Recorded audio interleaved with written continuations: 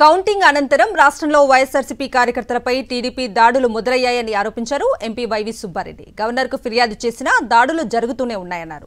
దీంతో రాష్ట్రపతి, ప్రధాని హెచ్ఆర్సీకి ఫిర్యాదు చేశామన్నారు వైవి సుబ్బారెడ్డి.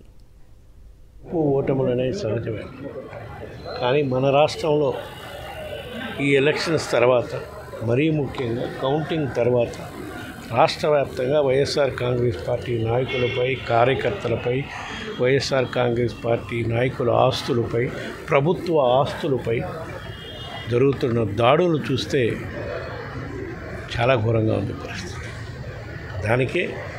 దానిపై చర్యలు తీసుకోవాలని గవర్నర్ గారికి చెప్పాం.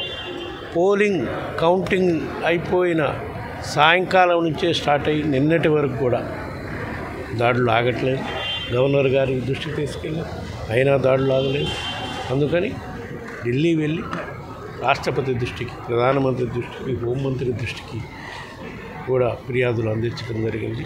నేషనల్ హ్యూమన్ రైట్స్ కమిషన్ కూడా ఫిర్యాదులు అందించడం జరిగింది. సాక్ష్యాలతో సహా ఏ విధంగా ఎక్కడెక్కడ దాడులు జరుగుతున్నాయని కూడా అన్నీ కూడా సమర్పించడం జరుగుతుంది. తప్పకుండా రాబోయే రోజుల్లో వీటన్నిటికీ అరికట్టే విధంగా రాష్ట్ర ప్రభుత్వం చర్యలు తీసుకుంటుందని, లేని పక్షంలో కేంద్ర ప్రభుత్వం అయినా సరే వాళ్ళు కూడా ఇక్కడ ఎన్డీఏ, రాష్ట్రంలో ఉండే ఎన్డీఏలో భాగస్వామ్య పార్టీ కాబట్టి వాళ్ళైనా చర్యలు తీసుకొని రాష్ట్రంలో ప్రశాంత వాతావరణం వచ్చే విధంగా కోరుకుంటున్నాం.